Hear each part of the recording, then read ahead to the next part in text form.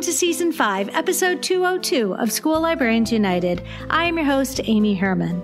This podcast is dedicated to the issues and challenges school librarians face every day.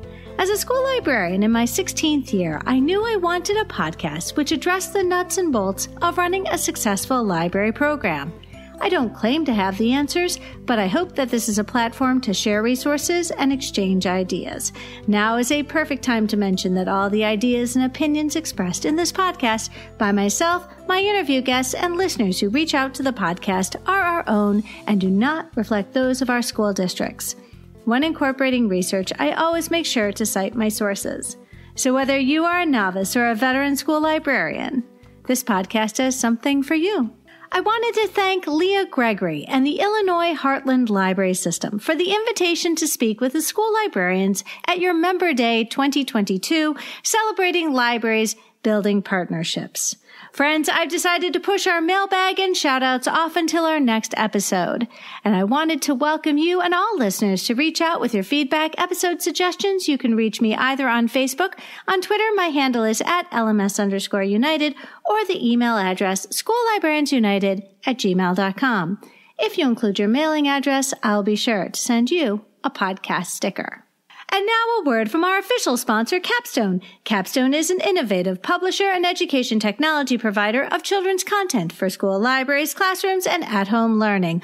Home of the award-winning PebbleGo research database, Capstone has a passion for creating inspired learning and intellectual curiosity in children. And I'm so excited to be working with them. And now for a segment I like to call Why I Love Capstone. Friends, today's series that we'd like to feature is one that I would absolutely be buying for my collection if I worked in an elementary school right now.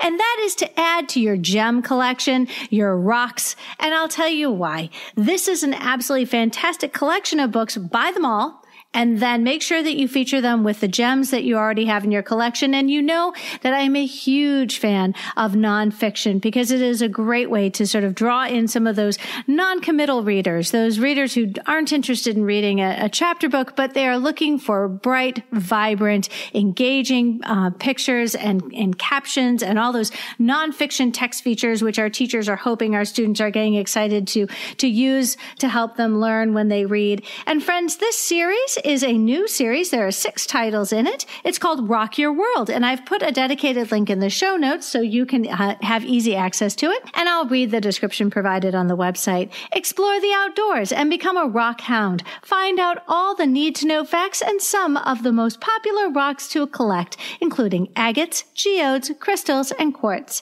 Then gather your gear and head outside for an amazing rock or fossil hunt. From where to find each rock to how to spot it and polish a treasured find, budding rock hounds will have everything they need for a successful hunt. Brilliant photos, engaging text, and infographics combine to give kids the information they need to rock their world. And friends, the reading level here is a 3rd grade, 4th grade with an interest level going up to 5th grade. Obviously informational text with a copyright of 2023. These books average about 32 pages long.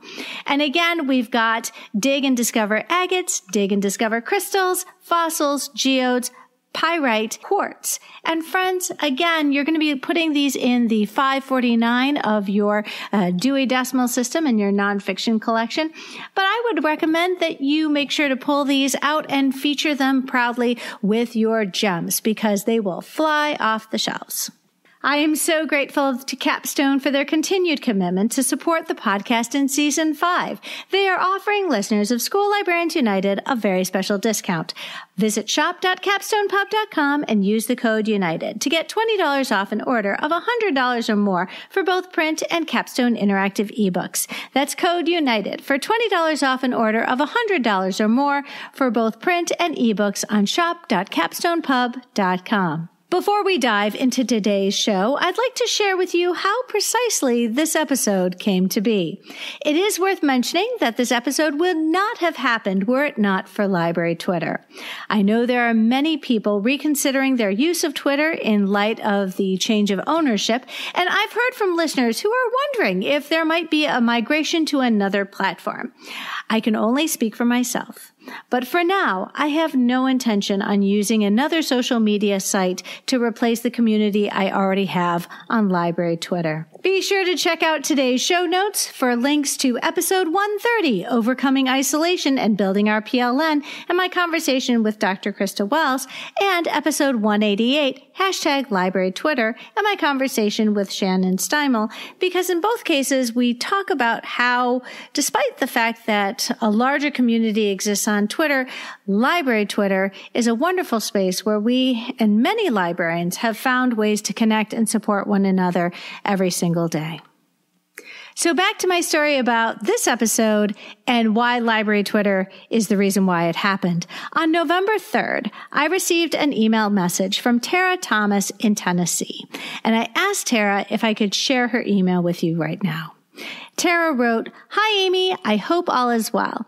My school is in the very early stages of planning a renovation of my space, as well as some others on campus. I wanted to know if you could reach out to someone who has been through a renovation and have them on the show. The architects are supposed to be getting feedback from us, and I would like to know some good questions to ask them or information to share with them to get the best possible use of the new space. If you've already addressed this topic, I'll keep searching the episodes. I continue to appreciate your wonderful podcast and learn something every time I listen. Take care." And friends, I got back to Tara right away, and I said that while I have very few episodes that reference renovation, I knew I didn't have an episode which focused exclusively on the topic of library renovation. It just so happened that I was traveling to Denver, and that evening, while sitting in a terminal at Detroit Metropolitan Airport, I sent out a tweet that I was looking for a guest to record an episode on renovations to our library spaces. During my flight, I created a series of questions I was going to ask my guest, and 2.5 hours later, we touched down in Denver, and I check for any activity on the tweet.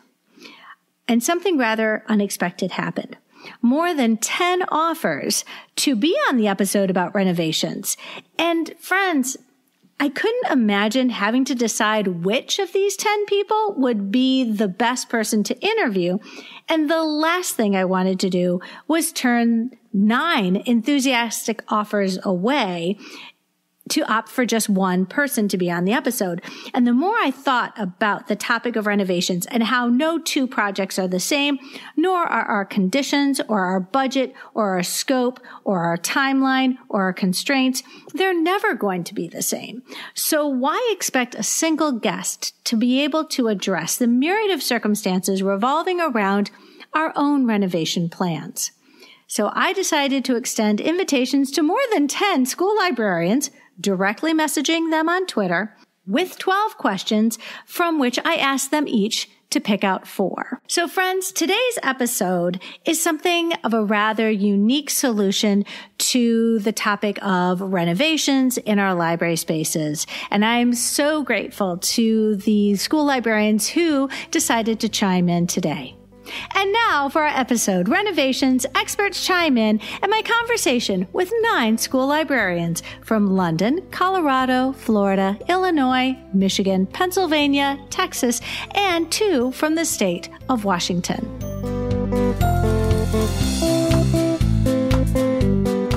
I'm so excited. Today, I have an opportunity to meet my guest in person. We are sitting in Ann Arbor at the Kensington Hotel and having our state conference. And Sherry Dobbs has been generous in giving me a few minutes of her time while we're at this conference. Sherry Dobbs, welcome to the podcast. Thank you. I'm excited to be here. Sherry, would you give us some idea of where do you teach, the grades that you teach? And because we all know you're in Michigan because we're sitting here together, but let listeners know where can we, let's give us some context. Okay. I am the upper school librarian at an independent school in Metro Detroit. For the past 27 years, I was the middle school librarian, and now I've just moved to the high school. So new experience this year. I can totally relate. So thank you so much for being on the show about renovation, and you are an expert. Let's ask you, first of all, librarians don't always have a seat at the table when it comes to large-scale renovations. How did you ensure that your feedback would be considered? This all started for me, a renovation all started when I wanted new furniture, to have more flexible furniture in the library. And I found out that here in Michigan, we have the great resource of Steelcase University in Grand Rapids, and that we could go and visit it. And I suggested it to my principal, or art, we called him director at the time, and we made a field trip, and that got her excited about the idea of having all this great new furniture and renovating the library. I think that's so smart, because you want to make sure that the principals are also feeling like they're included in the conversation. We are easily won over by things which by appearances look really cool, but practically speaking, they're not worth the money. Can you share your own experience? We really wanted to focus on keeping things flexible. That was the whole point of doing this renovation, was being able to have the library function as a space for multiple purposes. And so while some of the built-in structures seem really cool, they, in the long run, just make it more difficult to be flexible in the library. And so we really looked at durability of, you can get beautiful fabrics and all that, but then how do you clean them? So we really tried to keep longevity in mind. I knew it was going to be a very long time before I got to do this again, and durability and that flexibility all the time. So we didn't get stuck with things that didn't work out. Now, mistakes always happen. There are a couple of things I definitely would do differently. Okay, we want to know, what would you do differently? You can't just leave us hanging. So we wanted a very bright and colorful library, but one that also had some rich, warm wood tones. And so for some of the chairs we got, for example, we had the arms where you can put your laptop or your book or whatever. And for those arms, the swing around arms, we got wood. They lasted less than a year before they're chipped and, damaged or water damaged or from a drink sitting on them or anything like that. And I wish, like anything, we had just gotten a laminate or vinyl, or whatever the more durable product was for that. And I would say, too, we bought what's very popular, what Steelcase calls a buoy. It's a movable seat. And so different companies have their version of that, and we have a lot of them. And that hasn't turned out to be something that the kids are really all that interested in. They want the soft, cushy armchairs. The more of those, the better. This is an expert chiming in, so I love that we're learning from your experiences. Thank you so much. Mistakes can be expensive to correct, and purchases like furniture are often final. How did you tackle this obstacle? So we were very deliberate and looked at lots of samples. I went to Steelcase. I went to a local design. The company who worked with us on the design also had a showroom. We looked and looked and looked at all the different iterations, fabrics, and all of that we could to choose up front. One thing it never occurred to me to ask about were the bookcases. And you would think that that's, such a major part of the library that you'd be all over the details. And I remember picking the finish and thinking I wanted like a stainless steel kind of, not stainless steel, but like a pewter kind of color finish for a modern look, and didn't even think to ask about how deep the bookcases were going to be.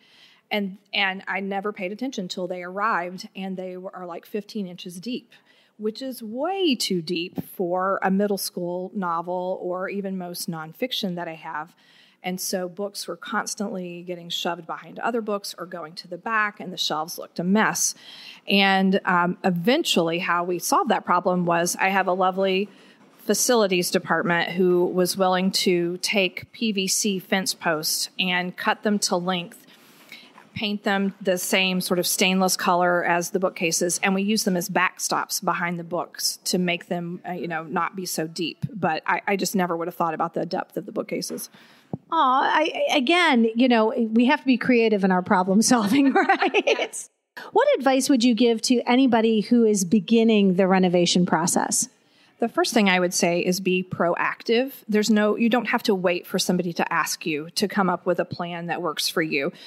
So when I went into meetings, I had already sketched out what I wanted the library design to be, and I presented that as, here's what we can do in the library. I had a little student group who also came up with their ideas, and they presented that to our principal and our director as well. And so I think going in with your own ideas ahead of time, you sort of take charge. Like they just say, oh, okay, and that looks good. Your administrator doesn't necessarily have time to think about all of these things, but you do, because you're the one living in the space. So be proactive active. I also think it's really important to involve as many constituent groups as you can. If you can get faculty involved, students for sure, administrators in different ways to give input, then it looks like you have a consensus, and then that carries more weight for you as well. Can I ask, with the space that you now have, what do you see as being the biggest challenge that you're going to have to overcome with this next renovation project? Well, I think it's a very large open space with a skylight atrium sort of feel to it, which is lovely for the light, but it makes a sort of an echo chamber effect in there at times. And it's just so much space. We really are having to think carefully about how to divide it up for all the different flexible uses that we want in the future. It's really the only large enough space for an all faculty gathering or some of the other things that are held after school and all of that. So I'm not just looking at it from the usage of a library during the day, but after school and before school, it's lots of other things as well. So it's going to be a challenge. And also, it's surrounded on at least 3 sides by glass. And so, of course, we have, safety and security concerns with that. How can we still maintain this open, wonderful, airy environment, but also think about safety? During your session, you were talking about using a resource, and I'm excited to put this into our show notes, friends. But would you go ahead and tell us what you used and why this has been so important in what your project's moving forward? Sure. One of the great resources, as I was going through this renovation process the first time, I really was collecting resources and trying to notice ideas wherever I was, whether that was visiting another library or university library, school library for ideas, or getting articles, things shared on social media. But one of the great resources we have, if we're members of the American Library Association, is their magazine, American Libraries. And every year in the fall, they do a design showcase issue. And if you can Google this, or Amy will put the link in the show notes, there's an archive of all the past years. And so you can go through and look at all kinds of school libraries, universities, colleges, public libraries that have won awards for amazing design. And so I started saving all those ideas at one time, just, literally in a actual physical folder. And then, of course, in a Google Drive, and even in now we have a Padlet board for all of our ideas. Well, and I think it's a great place to start because, it makes sense, especially because these are library specific renovations. Right. And rather than, sort of trying to pick up on something that's so incredibly random, you could say, hey, listen, these were done in libraries. So, so much of this has already passed the scrutiny of those people, those stakeholders, architects and designers and all of that. And so it made it wonderful when I had the opportunity to meet with architects and designers to say, here, let me give you this already, curated, because that's what we do, right? We curate resources, this already curated collection of ideas. As my sister, as it happens, is a commercial interior designer. So from her, I know that she does idea boards and, elevation drawings and all of that sort of thing. So I kind of modeled what I would give to administrators, architects, designers on that as if I were the actual interior designer. Don't give them a chance to say no. Tell them what you want up front. So, Sherry, I'm going to ask, because I know listeners around the country and around the world are going to be asking, this is American Libraries, but who can access this resource? So the magazine itself comes to ALA members, but you can access the web resource, the archive, even if you're not a member. It's just a URL, and you'll put that in the show notes for everybody. Absolutely. Well, and I think that's, it's so often that we find information and then we're blocked from it for some reason, and we're like, no. So, yeah, right. And in this case, I'm so grateful because this kind of resource is something that is wherever we are in our journey and whatever type of library we support, this is information that is really beneficial for all of us. Absolutely. Thanks so much, Sherry. I really appreciate it.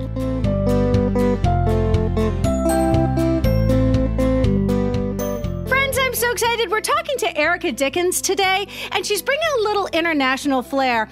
Erica, would you give us an idea where in the world you are and tell us a little bit about your library? Hey, Amy, thanks for having me. Yeah, so right now I am in sunny London. I'm living overseas. This is my second expat experience here in London. I've been an international librarian, but my U.S. home base is typically the Pacific Northwest and the suburbs of Seattle. And that's where I've been for the majority of my career as a K-5 librarian. Wow. And so tell me, what brought you to London, and let's learn about your school a little bit. I am a trailing spouse. So my partner is the one whose job kind of takes us different places in the world. It's what took us to Seattle to begin with, and it's what brought us to London twice. The first time I was lucky enough to get to be a school librarian at an international school. And right now I'm working as a resource review specialist at a community, just basically looking at their resources and really trying to make sure that it follows some UK laws and guidelines. Wow. And it's nice to know those library skills have applications outside of our library spaces.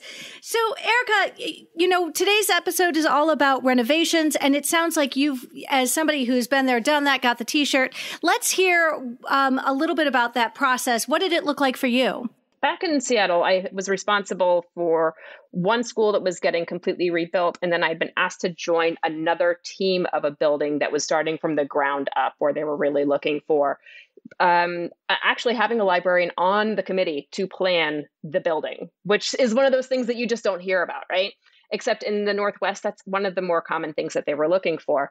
So having a chance to kind of see two different aspects, where I was a secondary kind of bystander to the design of a building, and then to be on a core committee, really let me go, oh, I think that I've seen some things going on with pros and cons, I'll call them, in the library redesign world. And I think that, for so many of us, being put on a committee is not always welcome. For some of us, we fill so many roles. There's so many hats we wear. And being on a committee is sometimes just one extra thing. But in this case, oh my gosh, to have a seat at the table and not have to fight for it is remarkable. So, what were some of the things that you knew you wanted to make sure were conveyed when you had your chance to speak up? That is a great question. So our district was actually going through a process of rebuilding almost every elementary school. They were really out of date and they needed to just get torn down and rebuilt. Because of that, I actually utilized the rest of the resources, my colleagues, and in checking to see with colleagues in our district what was the most important thing. Common statements that came up were planning for access regarding power. Where are your power switches? How many outlets do you have? Are your power switches in a space where children are constantly flipping them or where they're going to be bothering them? Do you have switches where you're teaching so that you don't have to have somebody running to the front of the room? Those were, I think, some of the most important first questions, because you got to get your power stuff designed before you can get into the fun. So knowing that was a key discussion, I think embedded in most of it, though, was always looking at how the library design was going to be impacting the students in the building. I always took it as, it's not my library. I'm not ever going to be in that library until the day that I die. Somebody will be coming in after me.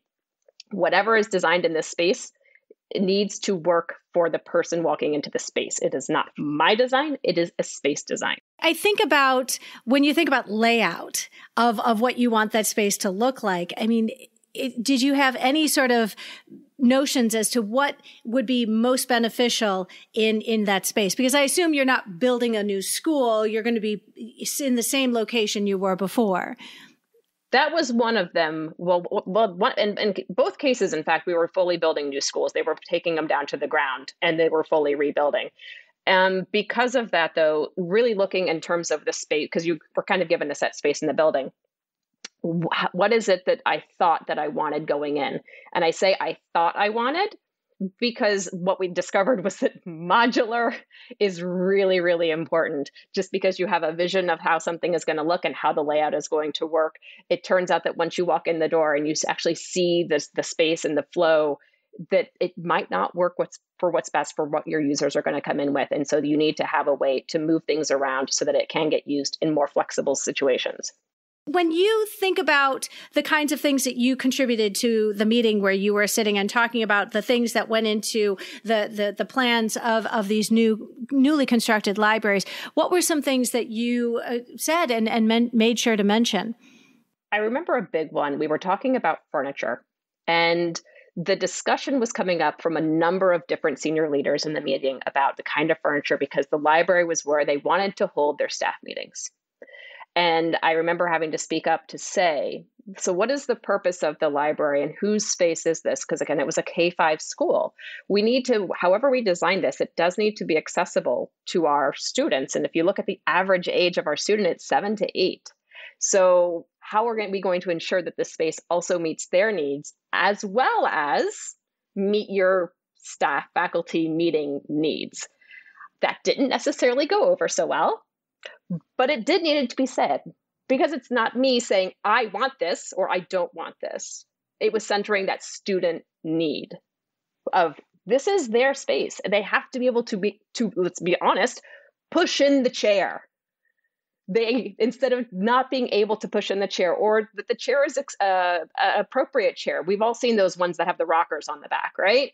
And how many of those chairs have had to be retrofit because turns out adults think that those chairs are awesome, but kids think that those chairs are rocking chairs and they go flying off the back.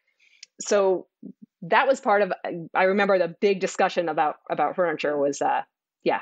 So I'll tell you, I was the one who bought the rocking chairs. My chairs that I had in my first library, on the bottom, they had taken with a wood, stylus, or, they'd burned in the year. It was like 1964, and they were wooden chairs, just proper wooden chairs. And the problem was, at some point they'd become all loose. And, so that was 1960. I had a date and I was like, look, we get new chairs. So I bought the wooden rocking chairs, no fabric, because that's a biohazard.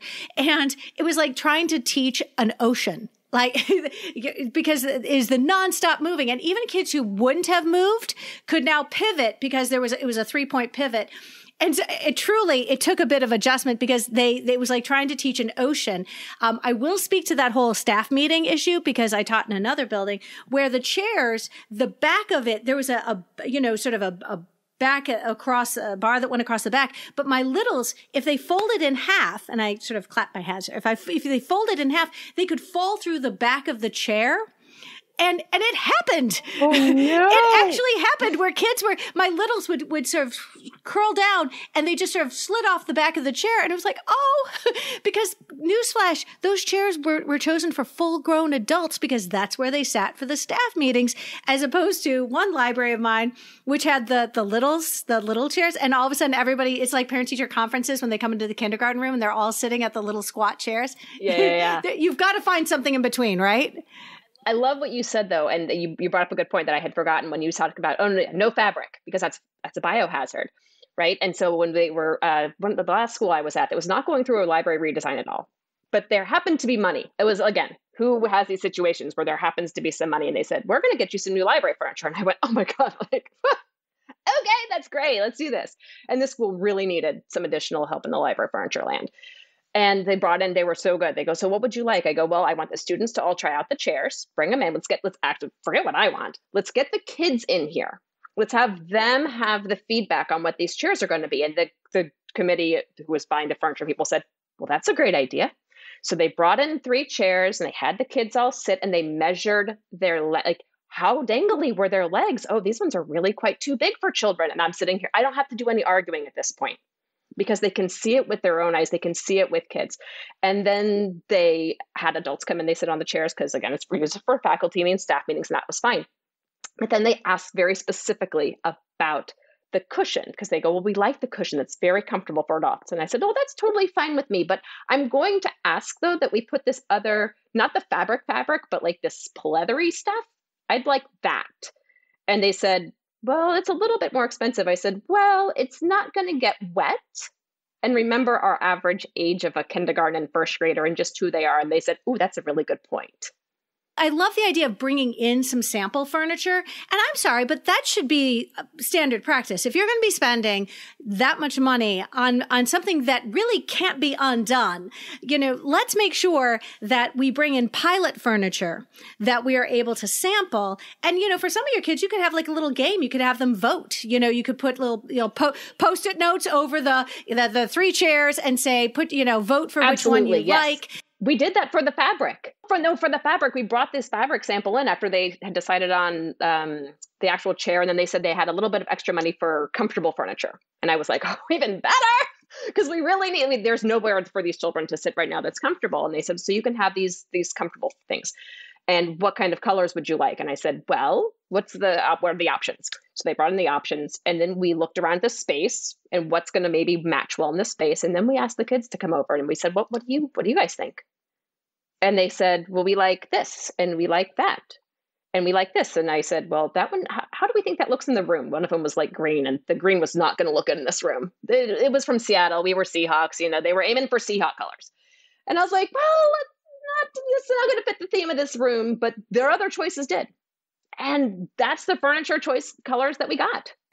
Well, and some of that, getting your stakeholders buy-in, even when they are 7, it does help them have some sort of ownership over that space, and they can sort of grow with that space because, as you know, this library is going to be theirs for the duration of their time while they're at your school.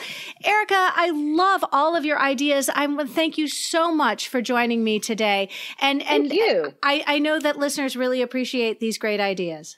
Can I give you one last thing that I wish someone would have told me? Absolutely. Oh my gosh. Absolutely. I wish someone would do is when you're looking at the design of a space. And again, I've been in a few different spaces that have gone through this to really when you're looking at shelf size, a lot of time we think shelf size and we're looking at the height of the book, right? And we're only considering the height of the book, but also consider the height of your child, because some of those shelves are just like, you can't see the kids from behind them. And the little ones, a third of your population is lost behind the shelves and you physically can't see them, and forget putting the books up on top for display because they can't see those. That's out of their eyesight line. I wish someone would have told, really, even though they're modular shelves and they're great, you needed to drop it a shelf and maybe weed your collection a bit so that you can see your children in the room. Anybody can see the children in the room, not just you, but and that they can see their way around and they're not stuck in the labyrinth of shelves. It feels like instead of a corn maze, the library maze a bit. I so greatly appreciate everything you've had to share with us. Erica, thank you so much for joining us. Thank you. I appreciate it.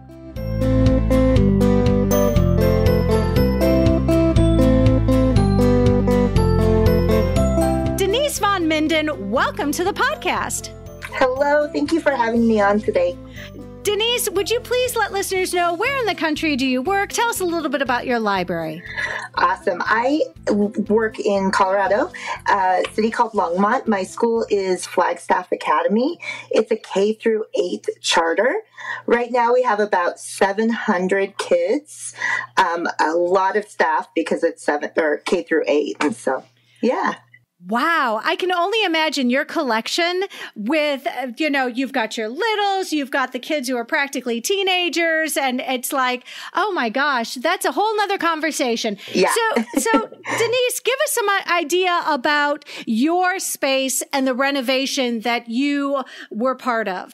So I inherited the library in 2018. And when I got it, there were these huge clunky story stairs right as you walk in the door. There were metal shelves, as far as the eye can see, but it's not a big library. It is about a classroom and a half big.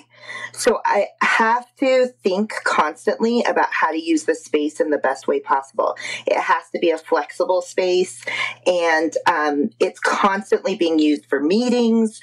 So it has to shift all the time. You have to be all things to all people. Yeah. Good luck with that. Yeah. But it sounds like you have to be very sort of selective in what becomes prioritized in this renovation that you're doing. Yeah. So then what I had to do is really think about who is using that space most. And really, for me, my goal is always just to get the kids in there as much as possible. So I decided to take the story stairs out. One of the problems was that they faced this bank of windows. So as you're trying to teach the kids, they're watching the hallway. And so it was constantly like, ooh, look, there's Miss So-and-so. And, oh, what are they doing? And I'm like, no, me, I'm the focus, right? So I decided to take those out. And of course, my admin was like, what are you doing? Like, that, you're going to hate it. And I was like, no, trust me. I know what I'm doing. If they would have been flipped around, maybe that would have been workable, but I needed those gone. So that was the first big thing that I did. And my admin was basically like, we need to do this the cheapest way possible. We're going to get our building guys to come in, building guys meaning like our IT director, our building manager, like custodian guy. We're going to have them tear them out. And I was like, okay, cool, whatever, as long as they're gone when I get here Monday morning. And they were, and it was beautiful. Like, it was like they'd never been there before. So.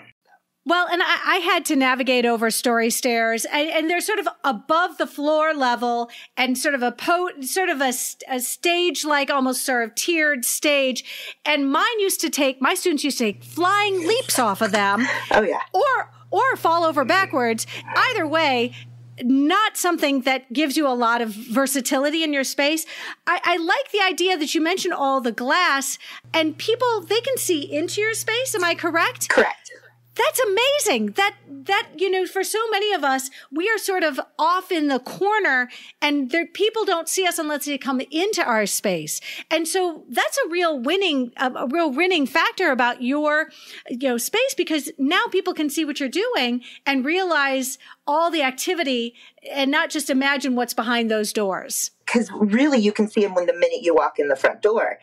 I wanted it to be a pop of color. I wanted it to be something that drew everybody in. So once those story stairs were gone, we had to get furniture. And that, of course, is another conversation of, how much money can you spend? Where are you going to get it from?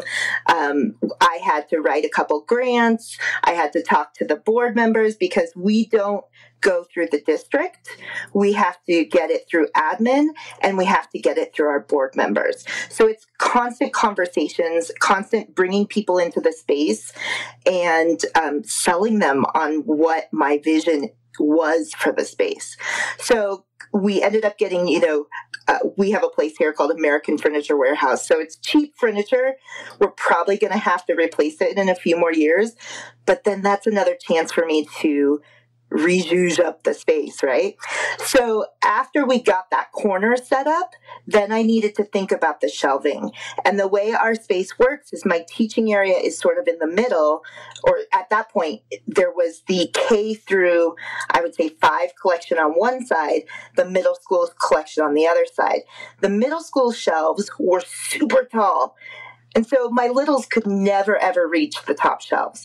So I had to think now about how to unify the collection, bring all the books to one side, then make the teaching side the big part of the space.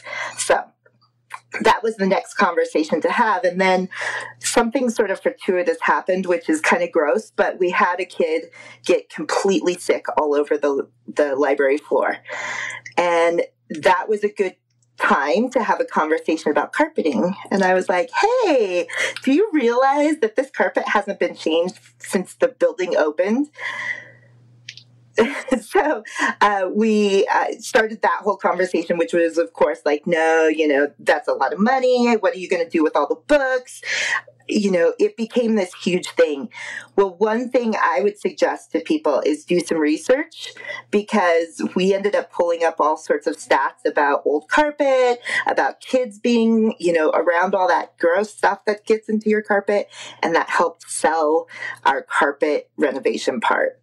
So what I love is you used your research skills to prove your point. Right? I mean, hopefully using everything I know to, Well, and I think something that I've noticed in spaces where I've been that have been updated is that the older libraries would have contiguous rolls of carpeting, which in very large spaces, especially when furniture gets moved around, we had ripples that would form, and those were tripping hazards. And so when we had people walk through, they're like, we need this carpet stretched. And I'm like, no, we need this carpet replaced. And a lot of them do now tiles. So tiles of carpets. I was just going to say that. Yes, tiles of carpets. And that was kind of cool. And, I'll be honest, I have tried to get I've been trying to argue for cork floors. Yeah. A church I was in boasted that their floor was 89 years old. Oh, yeah. And I'll tell you what, it absorbs sound. It absorbs sound. And when I suggested it to my team, they said, that's a fire hazard. And I sort of took my arm and did a sweep of my space. And I said, look around you. These are paper books. It is all a fire hazard. Do not tell me the floor is going to be the problem. Yeah. When we finally got the approval, the contingency was like, they will pay for the carpet, they will get it installed. I had to figure out what to do with all the books. So I was like, holy cow, this is going to be huge. So I reached out to our district. The district sent over 2 broken carts to put a collection of books on. We, as a charter, we don't have that support from the district often. And so you just end up having to troubleshoot, which is kind of a fun way at the end to get everything done, right? So I, at that point, was like starting to freak out. We had a space where I could put the books, but it was starting to look like I was going to have to hand carry all of those books over. And then I had the brilliant idea, and this was right before the COVID shutdown happened. I called Scholastic, and I was like, is there any way you have cases I could borrow to put books into? And they were like, hey, we don't use them over the summer. We'll send you 20 empty Scholastic cases. And I was like, how much is that going to cost? And they were like, we'll do it for free. And I was like, oh, what? So the truck rolled up with 20 empty cases. We were able to put all into those and then roll them into our science lab. So I do have to ask, because I'm sure listeners are wondering, you do regularly have a Scholastic book fair at your space? I do. I have 3 a year. So I think it helped because I had built that relationship with them, that they, they were helpful. So Denise, I think it's really important that you had that relationship with Scholastic, because that's something where they clearly are invested in making sure that you continue to host those book fairs. And I understand people have very different ideas about Scholastic and very different ideas about book fairs. I think I wanted to share it too, because I think we have to think outside the box, right? How are we going to get our stuff done in a way that saves us time, saves us money, and then cashes in on some of those relationships, that we've built, right? I have these beautiful picture book cases because I cashed in on somebody that was a parent as a woodworker and asked him to, build these cases for us. And of course we paid him, but we didn't have to pay what we would have had to pay like a retailer of some kind. So it's really important to find, people and get them in on your side to help you with these kind of projects. Can I ask, since you mentioned sort of rallying the troops here, how did you get that kind of message out? Or did you just have a network with the families that you felt comfortable expressing some of these goals? Did you share your interest in revising and updating your space with the community? Or were these individual families that you worked with closely? Well, because the way it works, the board member is parents. I'm talking to admin. I'm talking to PTO, right? I'm part of the PTO. I'm an advisor for the PTO that goes between the staff and the PTO. So my message is constantly getting out there, but that's very deliberate on my part. I'm constantly talking about the things that I want, the way I want the space to work. I'm, bringing in people as much as possible, even if it's just at a book fair, right? They're coming into the space and seeing what we're doing. And so those conversations are happening. But yeah, it's putting out a note. Hey, does anybody do any woodworking or know anybody? Those kind of connections that you can build are what really lift up the space. And then in the long run, everybody has this sort of piece of ownership of it too, which can really benefit your space and your mission for your library. Well, and I'm thinking some of my high school librarians are listening right now and going, wait a minute. We've got shop. We've got our industrial arts teachers who could on some level work with you to make some of these things happen. And I'm also thinking about, in some cases, we've got our Eagle Scouts. It's not unusual for our scouts to need some sort of program to be part of their Eagle Scout or their Gold. I know with the Girl Scouts, that when you've got that community service component to our scouts, that might also be another opportunity to build in to the space and support it. I love those ideas. Oh my gosh. And you are the first one to mention PTO. Yay. And I got to be honest, friends, that's a resource that for some of us is a wonderful opportunity. You don't want to go to that well too often. You want to be selective when you go to your parents and make sure that you are very specific in the kinds of things, because I think, we want to hold true to our vision of what would be most useful and make sure that when offers come in from all these different spaces, that we stay true to what would benefit our spaces the most. Definitely. I think you ultimately are the expert in your space and you have to be the one to make the final decision. But I think if you're building those relationships, they start to build that trust in you more. And then the things that you're doing in your library and with your space and with your curriculum, become less and less questioned. You've given us so many ideas today. Before I let you go, do you have anything that you would impart on those who have yet to start this process? Well, I think ultimately really keep in mind who your audience is, right? I think sometimes we take on these big renovation projects and we're putting in, these huge maker spaces and we're putting in, a fireplace in the center of the library, and all of that looks great when you're selling your space ultimately, but your audience is the kids coming into your space and you want them to keep coming in. If they're not coming in, then what's the point, right? You want them to feel like it's their space and that what you've created is a collaboration between you and them. Denise, you are amazing. I am so grateful we were able to have this conversation. Thank you so much for joining us today. Thank you so much for having me.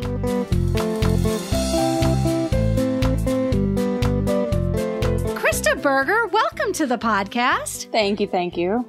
So, Krista, I'm so grateful you're here to share your experience when it comes to renovations. First of all, tell us a little bit about your library and where in the country you are.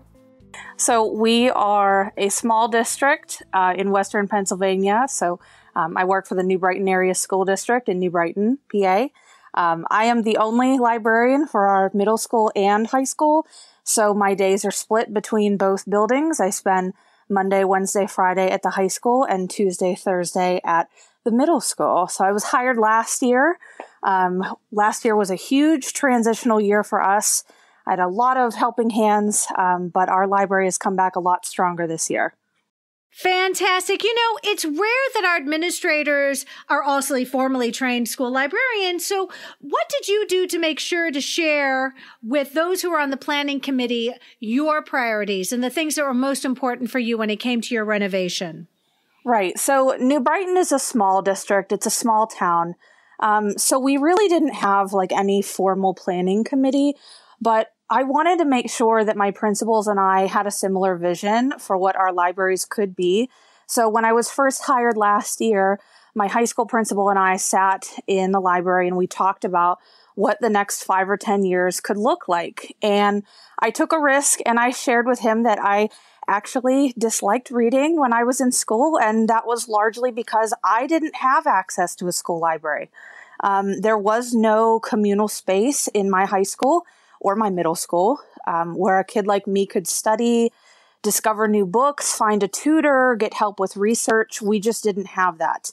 And both of us agreed that kids deserve access to a place like that. So even though none of my admin have backgrounds in library science, that's still okay, because we were able to find common ground in recognizing that in the past, the library as it wasn't working for all of our groups of students, and that a lot of them were unfortunately missing out. So we had a lot of changes to make.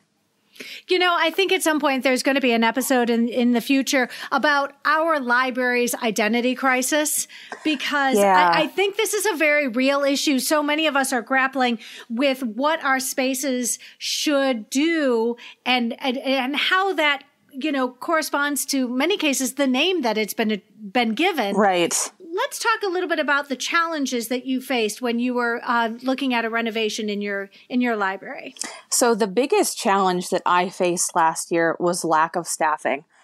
Being the only librarian between two buildings, almost all of the planning and big decisions fall on me. And I think almost every school is facing the same issue. I mean, you hear on Twitter all the time, on Facebook about, the teacher staffing crisis and all these different ways to fix it. And the libraries that I inherited, they had great potential, but they needed a lot of work to work for all students. So the collections had not been properly weeded in quite some time, and it took me nearly a year to get it all done. And there was simply no way that I could do it all on my own.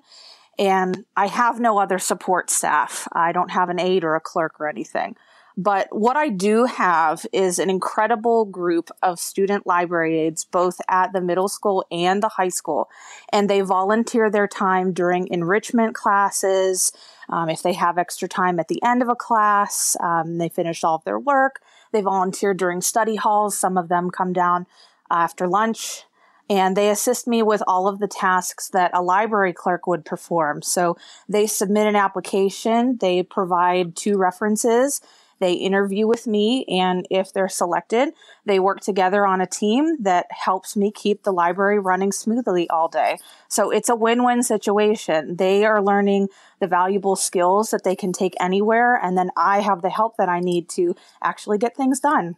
Being on this side of your renovation experience, what lessons can you share with us? What did you learn from this whole experience? So I've learned that social media can be an amazing tool to reach out to your community, to create a buzz, and gain support for your renovation project. I mean, that can be a big hurdle in and of itself.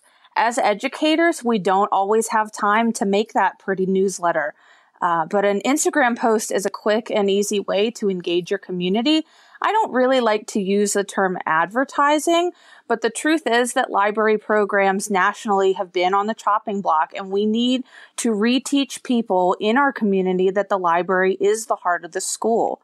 I think we live in an increasingly visual society, and school districts can strengthen relationships with their community by showing them that their tax dollars are being well spent. So in New Brighton, we have community members who interact with our posts daily, and they enjoy watching our program and our space transform over time. Making sure that our stakeholders and our taxpayers recognize the value that we have and what we're doing to support the learning in our spaces, that's always going to be a win. Mm-hmm. So what advice would you give to anybody starting this process? Because, you can sort of look in the rearview mirror and see this in the past, but, there are a lot of people listening right now who are ready to dip their toe into this process. Right. And a lot of people don't know where to start. So my biggest piece of advice to someone starting a renovation project is to utilize the resources that are available in your community. Get people involved. Before I started reorganizing our libraries, there were literally thousands of worn out books that I had to weed out of the collection just to make room for any new purchases that I would have. So what we did is in our high school, we held a book sale on the same nights as our chorus and band concerts. So we knew we would have access to a large crowd. There were no price tags. It was donation only. And a lot of people bought books, but they also just donated to us because they supported what we were doing. So we ended up raising over $800, and we used that money to purchase a VR headset for our high school. And then anything left over, we either took to Goodwill, and then our maintenance crew took all of the books in poor condition to the Beaver County Paper Recycling Center, and they usually charge to accept them, but they accepted them all at no charge because they supported what we were doing. So there's lots of people in your own community who will help you, so you just have to have the courage to ask. Krista Berger, I am so grateful you were able to join us today for this conversation. Thank you so much for being on the show. Thank you so much. I appreciate you having me.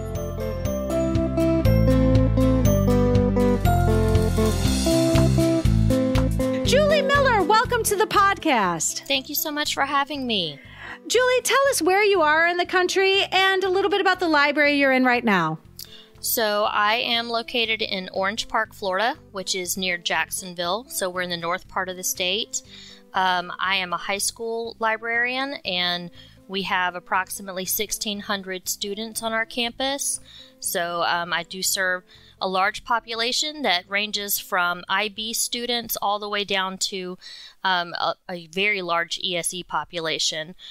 So I help them all. And that's what we do, right? So, I'm grateful you're here for this conversation about renovations. Can you tell us, give us some sort of context, what was your renovation like in terms of the scope? So my renovation has been a work in progress, and it still continues to be. But I will tell you that when former students come back into the library, they're like, wow, what has happened here? When I first came to the library, so I've been there 9 years now, it was beige, beige walls, beige carpet, ugly, like the large, heavy brown tables, and a lot of things that were meant to be decorative were very, elementary, which is not what you want for a high school library.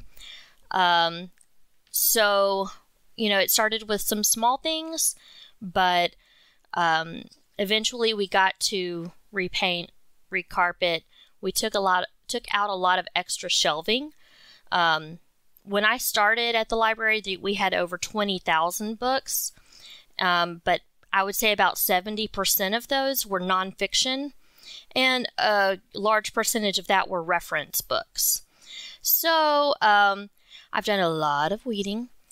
And with weeding, also was able to get rid of some shelving that literally cut the library in half straight down the middle.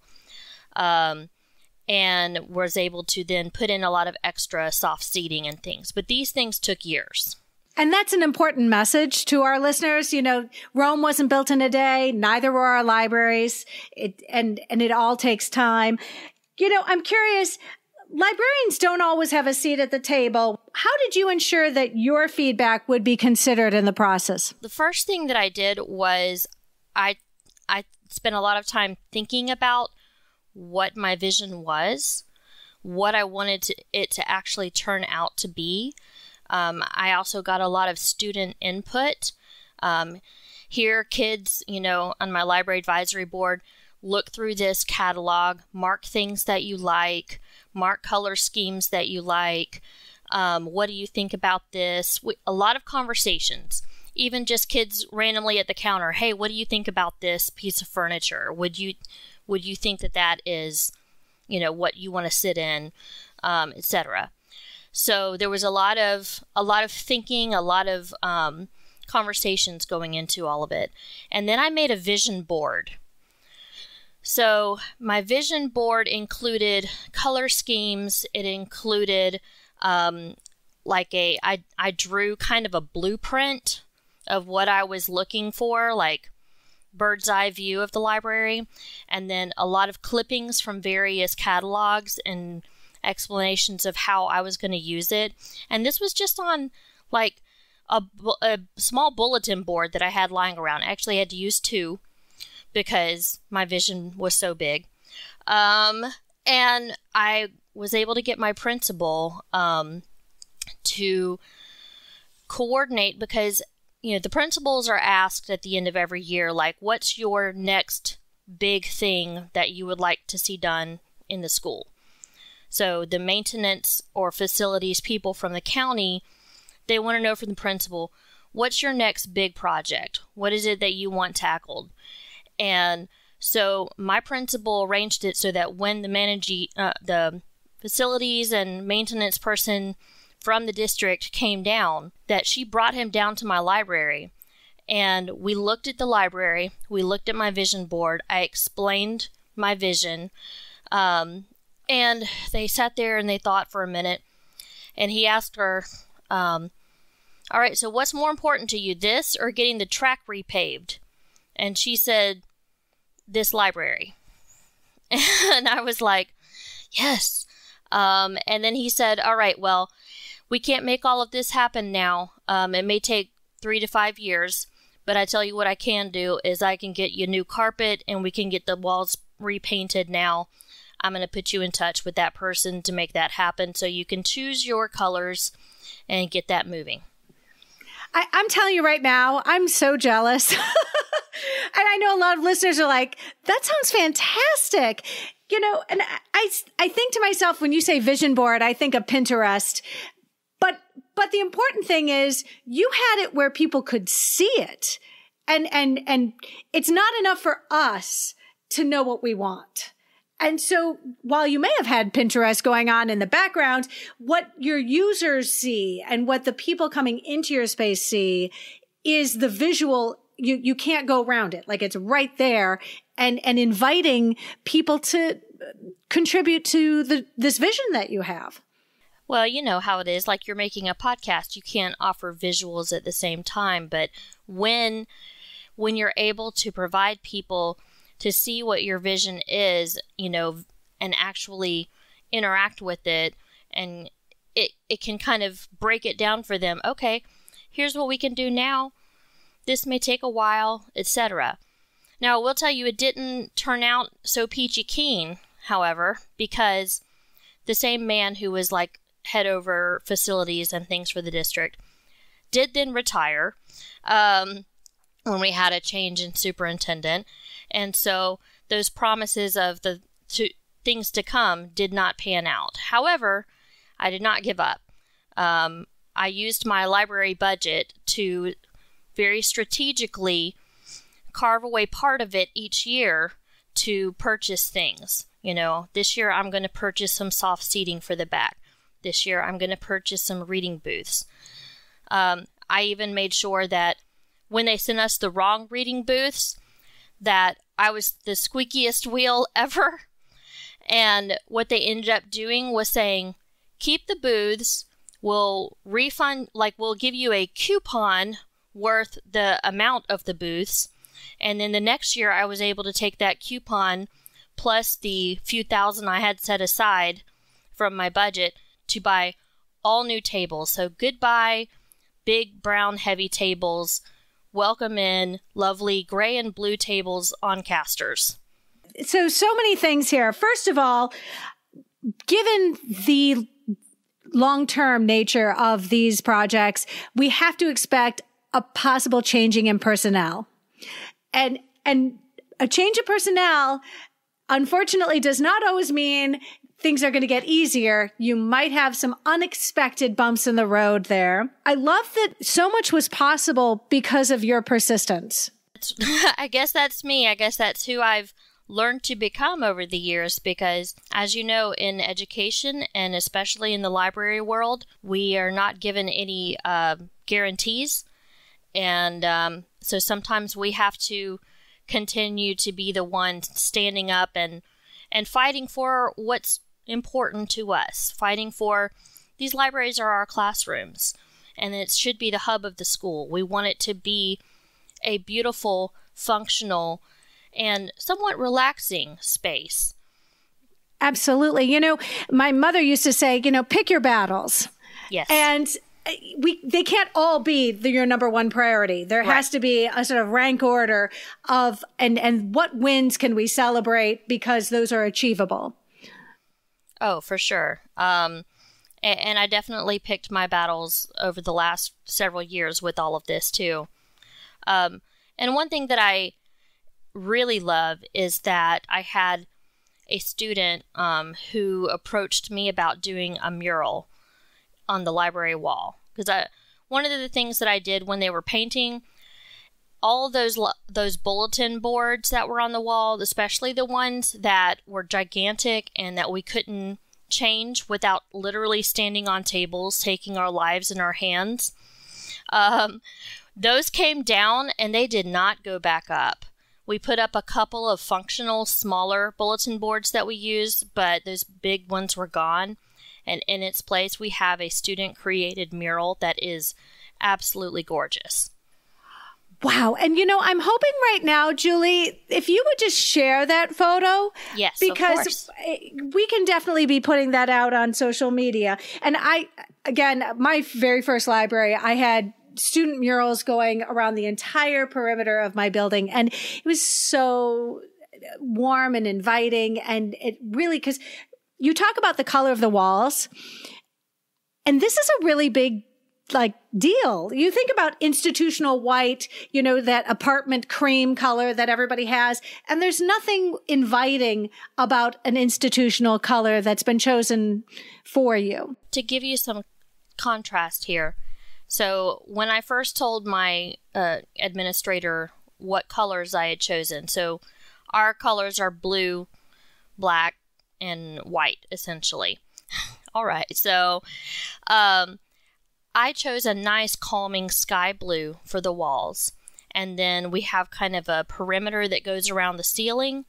And I chose our panther blue, a nice, deep, gorgeous blue for that part. And at first she was like, "Are you sure you want to do blue on blue?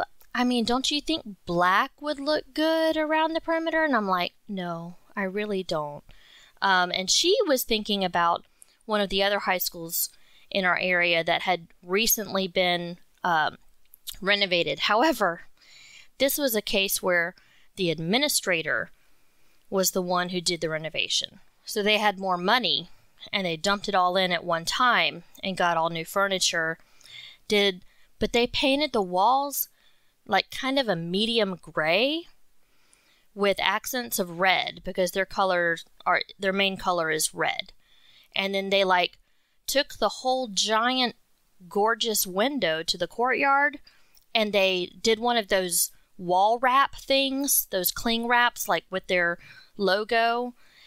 And yeah, I mean, it looks cohesive, but it also has a bit of a prison-y feel to it now. And that's kind of what happens when I'm just going to say it, a male administrator doesn't take input from the media specialist who's actually working in the space and takes it upon himself to redesign and update everything to his likes. But I'm just saying. I want to just say something. You're very trendy because and I'll post this in the show notes, but blue therapy, as in blue the color being very therapeutic, has been in the news recently. I read something about it this week in the BBC. And so how we seek out blue spaces in this space, they're talking about water features and so forth. But I think you're absolutely right. You need to create that sort of inviting sense. And somebody has now applied some scientific theory to it and realized that blue has a calming effect on people. So, Julie, your ideas are fantastic. What lessons did you learn from this experience? I would say that it's very important, because I'll tell you that meeting with the administrator and the people from the district, I did not know exactly when that was going to happen. I got about a 1 hour advance notice that it was going to happen. So come ready. Be prepared at all times. Boy Scout, be prepared. Get your vision board ready. Make it something that's easily accessible and easy to explain. And then I would say also, like how I learned with the booths that I ordered, and they weren't the right color. The table size didn't match the booths. You know what? I still use them, and they ended up being free. So, use that stuff. Don't be afraid to reach out to a vendor when something breaks. When one of my armchairs had a caster break, I reached out to them. They sent me a new chair. It took a couple of months, but I was able to get a free chair. So now I've got 5 armchairs instead of 4. Just be willing to do what you need to do. It doesn't have to look perfect. It doesn't have to look exactly like you want it to look right away. I still have visions for what I want to do. Like my goal furniture-wise this year is to get new chairs. So yeah, it's not exciting to buy new chairs, but it sure will look better when they're all the exact same chair, and maybe if they're a brighter color. So my lessons learned would be just take it one thing at a time. If you've ever read Bird by Anne Lamott, one of my favorite books ever, she talks about the importance of not getting overwhelmed by all of the work that you have in front of you. And I know that we right now, especially in this climate, we all have a lot in front of us. We just need to take things one at a time, be willing to focus on what's right in front of you, keeping in mind the long term, but also being willing to zone in and make sure that you really take the time to make each decision the best for you and for your students. So get that student input, but keep moving forward, keep being the squeaky wheel, and keep advocating for what's best for your students and for your library. Julie Miller, I am so grateful you joined us today. Thank you so much. Thank you for having me. This has been a lot of fun. Samantha Carterby, welcome to the podcast. Thank you. Samantha, do tell listeners where in the country you are and tell us about the library that you support and the students, the ages, and a little bit about your day-to-day. Sure. I live in Eastern Washington. Washington is a big state. There's a mountain range in the middle, and that mountain range divides lots of economic and philosophy topics. I live in Eastern Washington. It's very deserty. And I work in Grandview, Washington, which is in the middle of the apple orchards. And my population is about, I would say, 96% Hispanic. I think on the website it says 94 plus. Many of them are farm workers, not all of them. And we are therefore a Title I school, a Title I district. And I serve 6th grade, 7th grade, and 8th grade.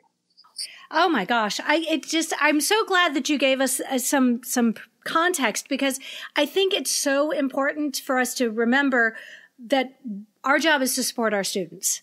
And 100%. And therefore that renovation is going to be driven on how we can best support the very kids who matter. And this is something that should be always driving what we do with our renovations. Samantha, librarians don't always have a seat at the table. So when it comes to these large scale renovations, how did you make sure that your feedback was always going to be in the minds of the people who are going to be looking at the big picture here? Thanks for asking. So in my particular situation, I was hired after the decision had been made to do this renovation. So the renovation started without me, and there had been no librarian for 10 years. So when I walked in to this place that they had said was going to be under renovation that I would be able to build from the bottom up, some decisions had already been made, and not by me, not by a librarian, and some budget dollars had already been decided. So it was very important for me to establish that I am the librarian. I mean you no harm, but I am the librarian. This isn't really going to happen in the committee format that you have been dealing with it until now. I really need to be able to make some decisions and frankly be left alone to make said decisions. Did you have to undo things that were already in the works, or were you trying to sort of cut it off before those decisions had been made? Well, that's where I was going. I am now a second-year teacher. So last year when I started, and this was what I was greeted with, I was a first-year teacher in my first year at this district. Now, I'm obviously a late transition to teaching, I've been around the block more than once, but still, that does not make the ink any drier on my certificate when I walk in. So I made the decision to not undo a lot that had been done because I didn't have a lot of leg to stand on. That being said, I needed to retain my right to direct what was going on. Many things in the reservation were more about being pretty than they were about the books and the kids. And my entire collection was, when I ran the Follett stats, was dated 1974.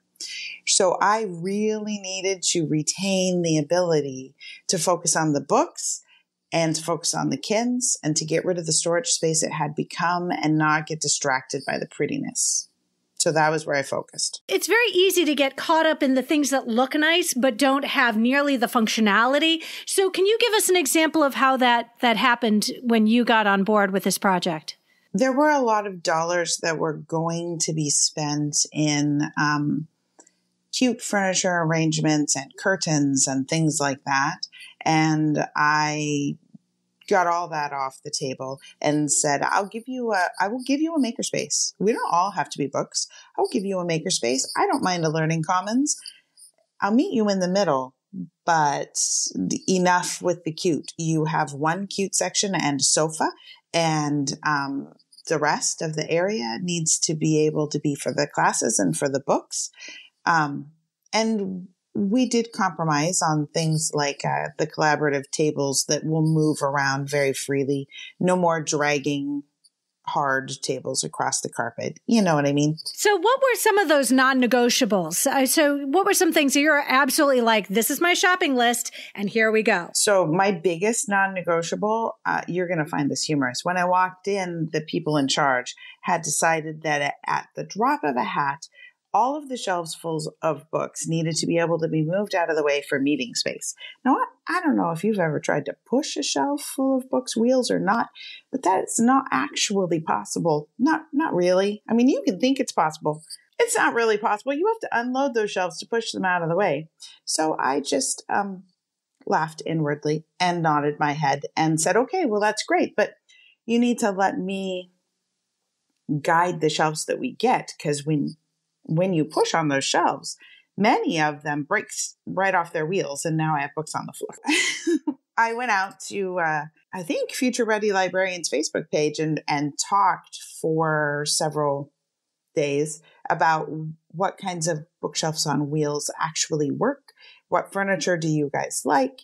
And like with many library supplies, we did go through Demco, but I did do the search first. And absolutely. And asking other librarians about their experience with certain products it's yes. Part of the reason why we're having this conversation right now, because exactly. And to have so many people chiming in, because all of you have experienced this and to various degrees, depending on the circumstances of the scale of your renovation. It's so easy to be won over by things that by appearances look really cool, but practically speaking aren't worth the money. And you've mentioned a little bit that sometimes the seating arrangements can be very pricey and yes. and not nearly as functional as we would like them to be. Can you give us a little more about how that worked for you? Well, the seating arrangement was also a compromise. My administrator really had my back through all of this, which I am very happy for. That administrator has moved on. But at the time, that administrator was really great to me.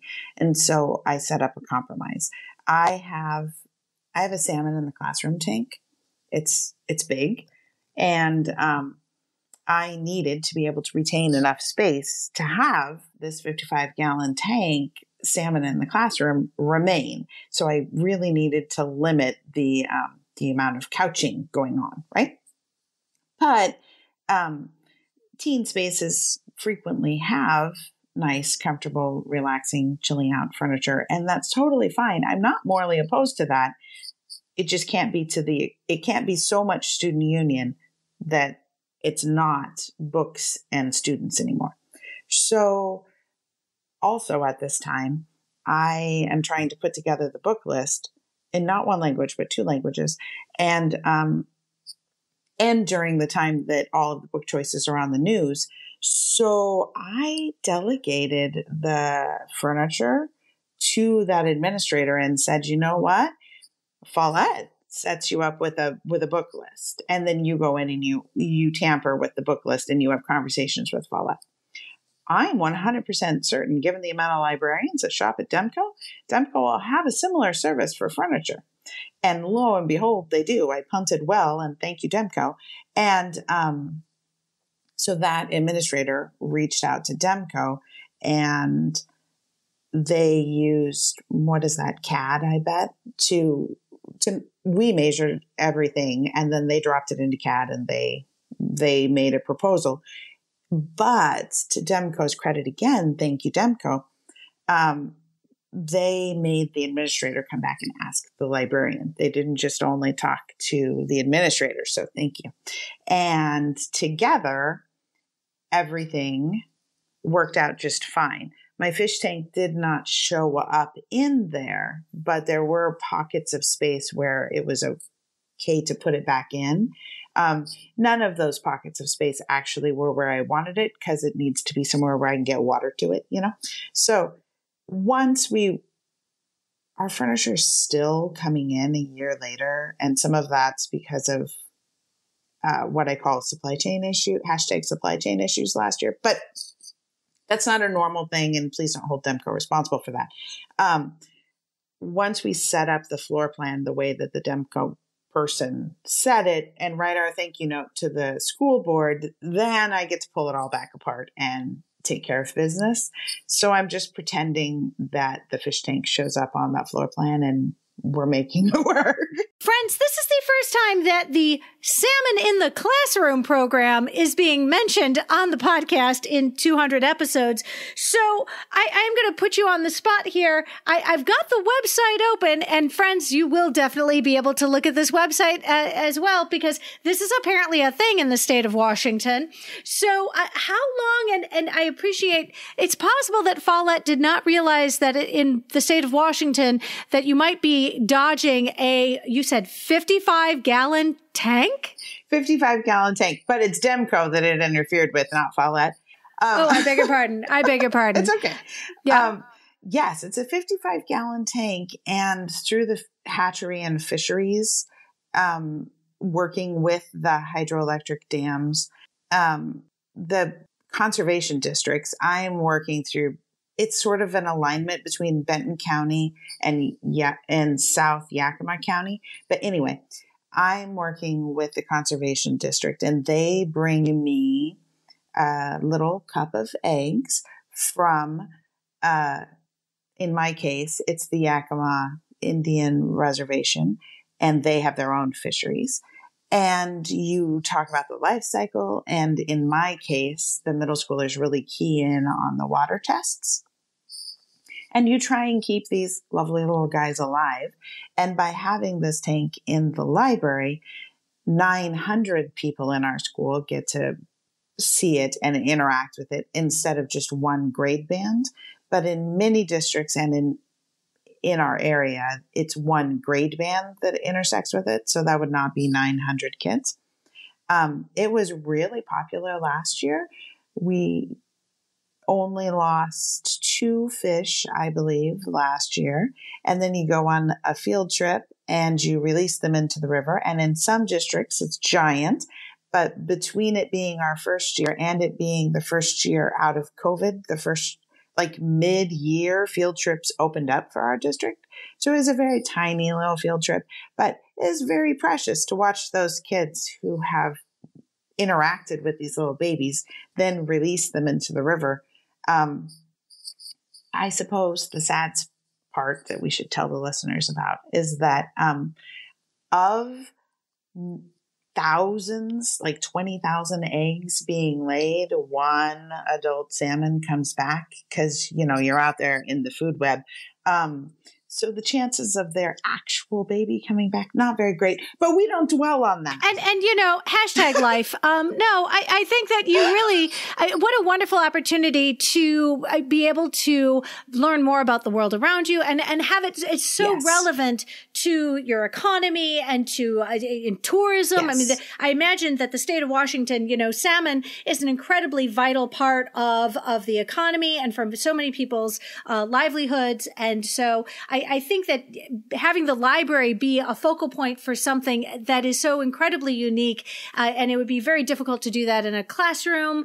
I think that's so important. So lastly, and it feeds into, just one more second, and it feeds into our middle school history band, which is Washington State history and the tribes that live there.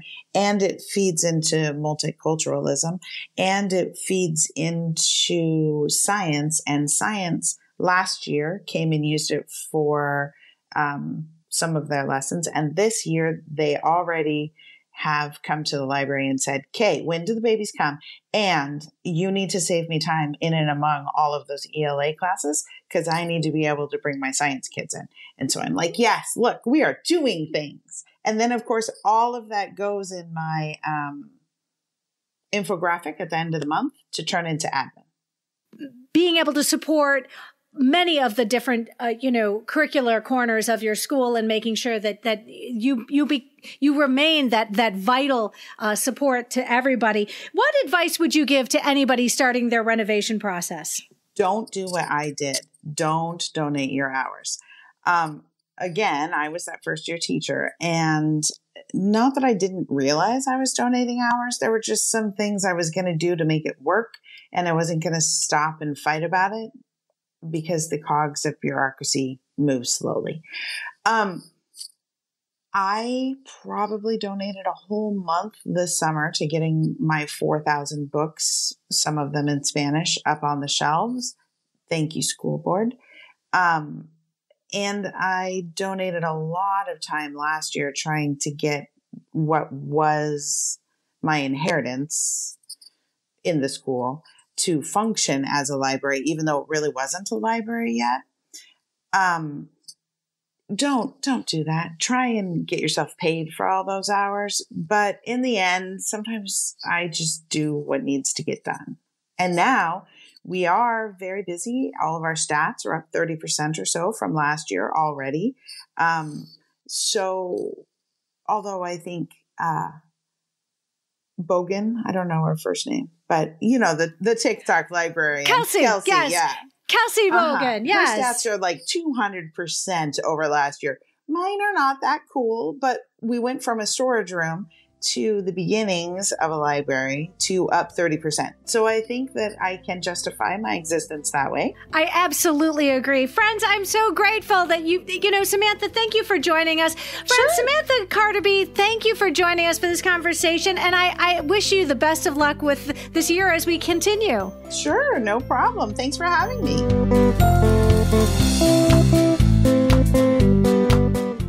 I'm so excited. We are in for a treat today. Stephanie Wilson, I am so grateful you're here today. Friends, you will remember Stephanie Wilson has recently recorded episode 184, Lunch in the Library, and episode 189, National Board Certified Librarian. Stephanie Wilson, welcome back to the podcast. Thank you, Amy. It's like whack-a-mole. I keep popping up here. Friends, if you haven't listened to Stephanie's earlier work, definitely make sure you tune in. Fantastic conversations. But I got to ask you, Stephanie, you are in the midst of a renovation.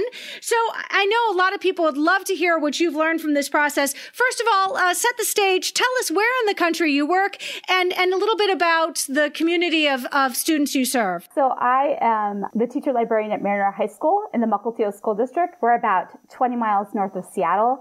I currently have a student population of about 2,300 this year. It's down from 2,600, so that's been really nice. And I work with a staff of about 200 teachers and paraeducators. That's amazing. I know we're all excited to hear about your renovation journey. Librarians don't always have a seat at the table when it comes to these large-scale renovations, and yours is definitely large-scale. How did you ensure that you would have your considerations heard? Did you have a seat at the table? I definitely had a seat at the table, Amy. So in 2020, right before the pandemic, the voters in our area passed a bond to improve student spaces. It's a $25 million bond.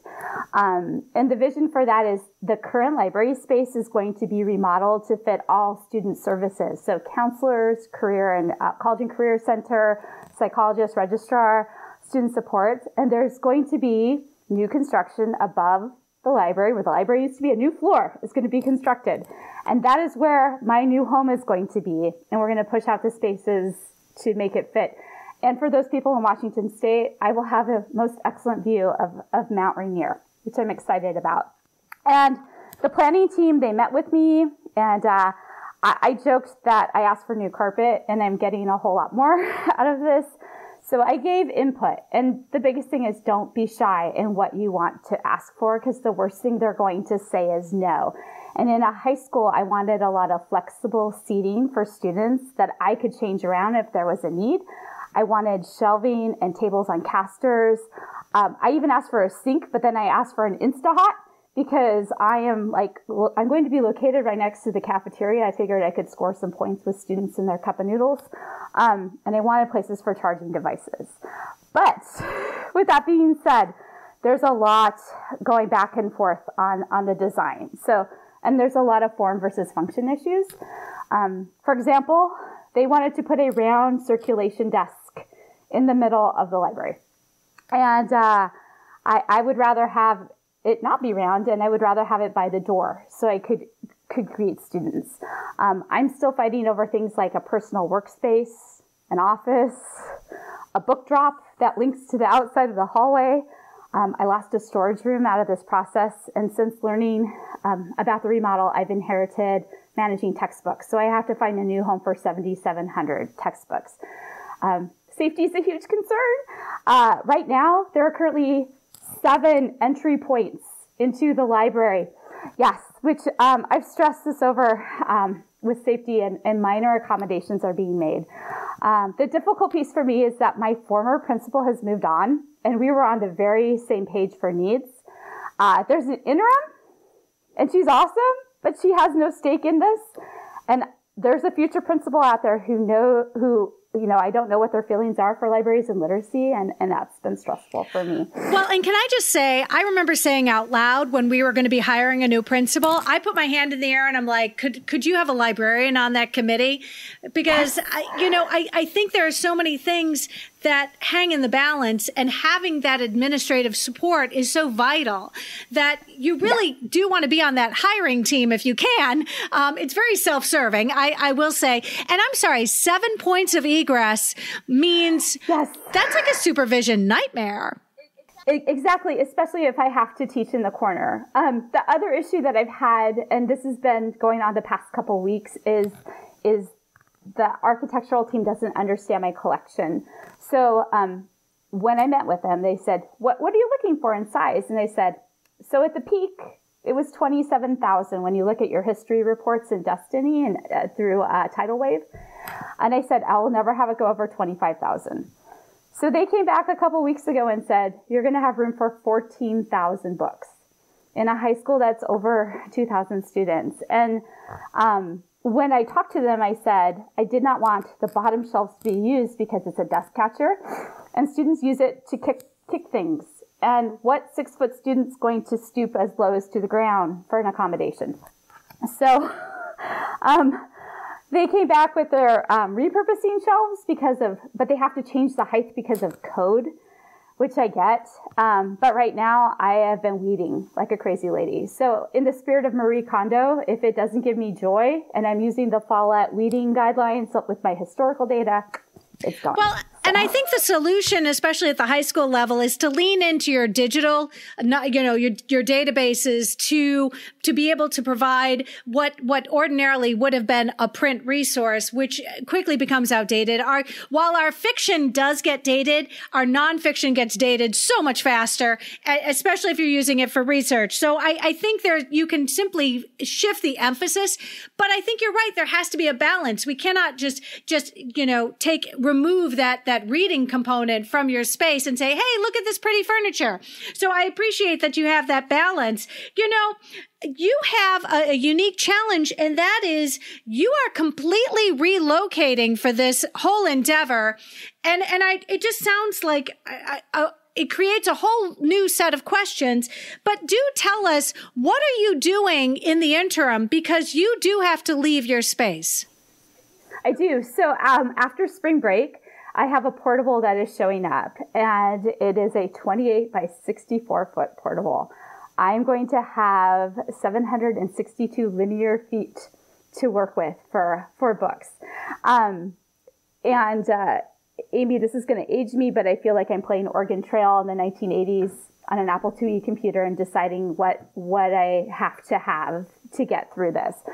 So what I'm doing right now is I'm deciding how much of my collection I'm going to take with me.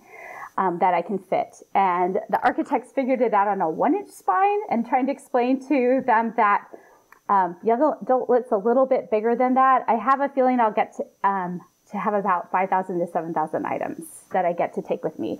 Follette, if you are ever working to relocate, and you have to put things in storage, they have a way that you can make a storage tab in Destiny that you can upload, because your catalog is going to change for students, and what they can see and what they can't see. And part of me was like, I'm not going to do it. It's too much work. But no, you kind of have to do it to make sure that you're being transparent with your students. Well, and I think that there's another thing you need to consider is that, you know, when you're being told how much feet you have for books, you know, those are non-librarians, assuming you're going to use every single space on the shelf, when any librarian will tell you, no, you want to have at least a quarter to a third of that shelf so that your books can be accessible to the users. And no, I totally understand. You're like, no, you don't understand. We don't use every square inch of the bookshelf. And when they asked me, do you want more room for books or students? My first answer was yes. And we're down to, I have seating for 16 kids in a school of over 2,000. But then it's not just books. It's what do you need to do for your job? So what do you need to process books? What do you need to fix and repair books? What supplies do you have to have available for students? What, passes, if you're on a pass system, do you have passes? Just basic materials. And then you're saying to yourself, they're not going to provide me cupboards. They're not going to provide me drawers. What are we going to put these pieces in so that we can survive? The other piece too is that everyone I've talked to who has gone through a model has said to me, "You're going to lose stuff. You need to figure out how to not lose stuff." I am taking home items for over a year in my house. So like our yearbooks and art, technology pieces, because I'm scared that I will lose them. I will be in this portable, and because safety is a concern at our school, we have 16 portables right now, and our kids use a fob key to get into the main building. So if you think about next year, I don't know what our administration is going to do for kids to come out and access the library, if they're going to have fob keys for all the teacher classrooms. I mean, logistically, there's some pieces that are just kind of a nightmare. Well, and you said that the portable is coming after spring break this year. Yes. And what is the projection for how long you're going to be in your portable? They have told me it will be the end of the school year and then the entire 2023-2024 school year. But I don't know. Construction in our district never, ever is on time. It's always, I call it a suggestion. So I'm really hoping that it's just a year. But who knows? I have to kind of be prepared for the short and long term game plan. And I think anybody right now who's trying to get any building done, that there is in many cases a shortage of labor and a shortage of materials. And so even something as manageable as a home renovation is off schedule 100%. So what advice would you give to anybody who is looking to start this process, whatever scale it happens to take? I have a lot of advice, and I'm going to give kudos to a lot of people in here too. if the architects have done work at another school in your area, you need to go set up a field trip to go to that school. So I have huge gratitude to Kit Schanhauser in the Lake Stevens School District. I went up to his learning commons, and honestly, after about 90 seconds of gratitude, it got real really fast. And he told me, this is what's working great. This is what's not working great. This is what you need to go back and advocate for. And me going back and advocating for those pieces was a game changer. So I'm very appreciative. Well, and you said, see what the architect has done. I appreciate, we all love to go in each other's spaces, and we're like tourists. We take pictures and we're like, I love this. But you're talking specifically about the people who have the bid to do your renovation. Yes. And I think that's huge. Yes, because I was able to take pictures and show them on my emails of like, hey, Kit was having issues with this. I don't want to have those issues. So it stopped a lot of things. If you're having a change in services, you need to have a backup plan. So I have been inspired by Tuesday Chambers, Ballard High School, Seattle School District. She's amazing. And her partnership with the public library. I'm a huge proponent of that partnership, the Snow Isle Public Library. Since we're one-to-one with computers and all our kids have phones, they have 1.2 million items in their collection. 600,000 of those items are online. My 5,000 to 7,000 books, I mean, my Yelp rating's going to dip. I'm not going to make everyone happy, but that's another backup plan. So between February and April, we're going to get kids signed up to make sure they have access. Well, and there is no bigger fan than me right now with my public librarians and their digital collections, because when I can't provide something, almost always we have it at the public library in a digital format, so that even that 3 mile distance between us and our physical community library, we still can say, this will get you for now. And if you want to get the physical, you can then go after school. But at least we have that working relationship. And I'll tell you what, the public librarians who realize this is a win for everybody is really amazing. You know, Stephanie, any last advice? And then two more pieces. I would look at your current collection and your programming and ask what you're going to do to improve it for the next space. So last year when we had kids come back into the building, I watched them just wander aimlessly because their location and access skills were not there. And I just made the decision at the end of last year, it was time to genreify my fiction collection. And your episode with Kelsey kind of put it over the top. And as I'm reading, I'm starting to see those pieces come together like, yes, I will actually have a good section for science fiction and fantasy and adventure. And the nice part is my colleague Pam Schwen at Kamiak High School, she's also going to do the same thing. And Kit, like Stephen said, when you pack and you pack by sections, when you unpack, it's already going to be done in your new space, and you'll be really happy about that. Last but not least, it's the self-care, which we're horrible about. I'm terrible about this. But getting ready for a remodel, this is a side gig on top of your regular job. And you're trying to do the regular pieces of your job, but you're also trying to get ready to move, and you're trying to, you're going to purge your collection, and you basically feel like your head's going to explode. And it's okay to step back and give yourself some grace. And it's okay to go and hang out with your friends and family. It's okay to take your son for a bike ride. It's okay to take a nap. I took a 3-hour nap yesterday with no school. I was grateful for that. But I know that this situation is going to be temporary. I know my Yelp rating, it might drop a little bit next year, but I know that I'm keeping the end in mind, which is a really good thing. Stephanie Wilson, you are fantastic. I am so grateful you were able to join us for this conversation. Thank you, Amy. It's a pleasure.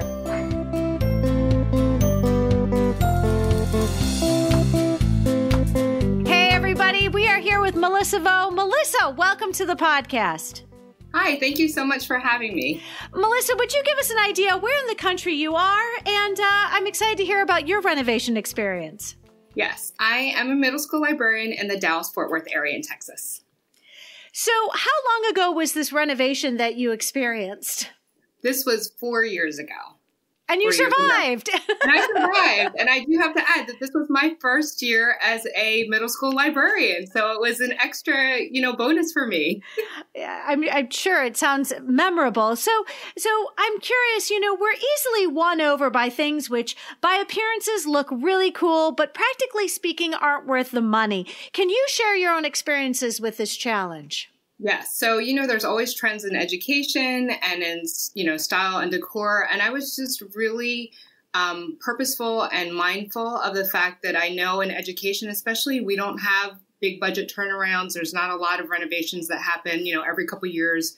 We don't have that luxury to do that. So I was really mindful in choosing pieces and aesthetics and styles that I thought would be kind of timeless and classic so that it wouldn't date the space. Because I started out in a space that was very dated, that I'm sure at the time was very on trend and looked fantastic. But, a couple years down the line already, it started to look dated. So it's very, very important. I tried to keep the long term in mind. Did you get any feedback, or did you get any sort of anybody voting on anything that you happen to like and get other people's opinions? Yes, 100% yes. I was very fortunate that I had an administrator who was amazing and let me be, part of that process and really gave me rein. I was able to, go over everything with her, and I, obviously got permission for things and talked through, but I also relied on, staff that I worked with and asked opinions for people because it was my first year as a librarian that had been in that building, for a longer time than me.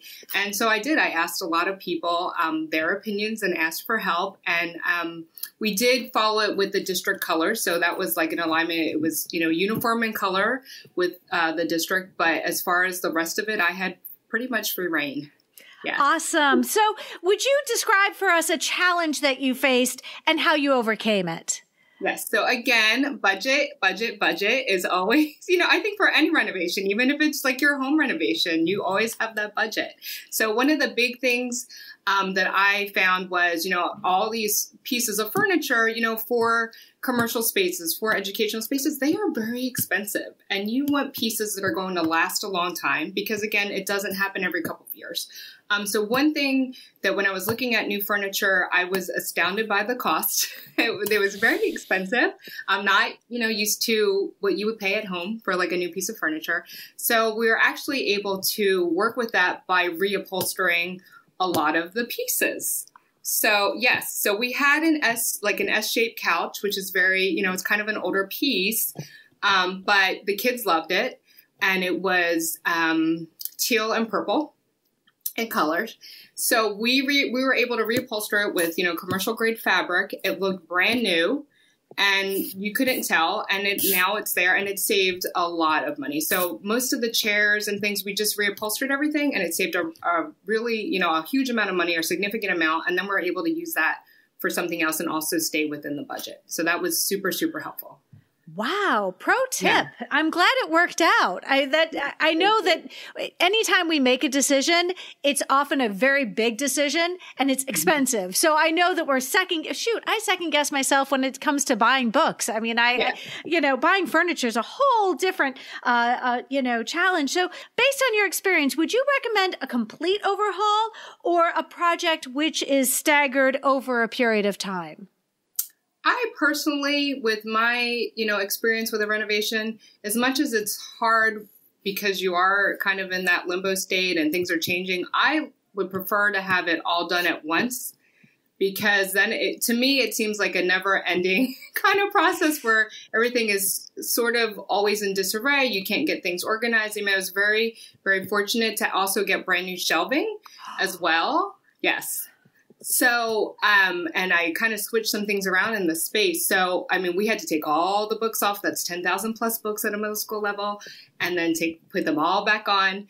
And so we had to work out the logistics of that. And the district brought in, book carts or book trucks that were just kind of made out of plywood, and we just stacked them on and, took them off, and it was all hands on deck. I mean, a lot of people had to help, and I'm very grateful for that help. But I would say, get it all done. It is a lot because I think to do that throughout like a longer period of time would be frustrating for me personally. Well, and I know there's the issue of holding on to things while you're waiting. Sometimes that requires having available storage. Can I ask, were you ever relocated during this process?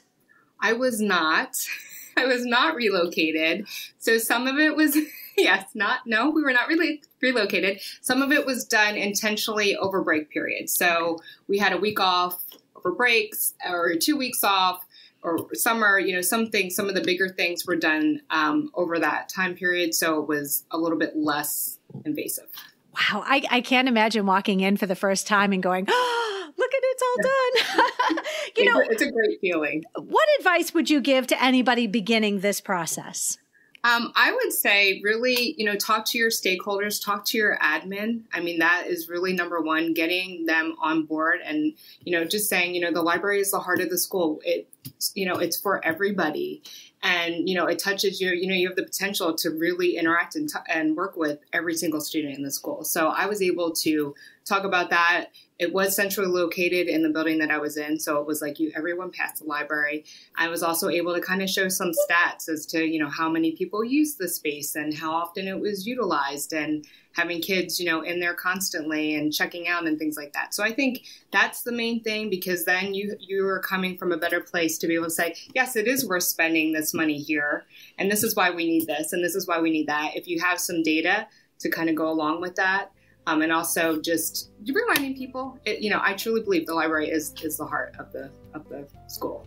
Melissa Vo, I really appreciate you sharing everything with us today that you have gone through. I'm sure that there are a lot of people going, I am so excited to take this project on. Thank you so much for joining us. Thank you so much for having me today.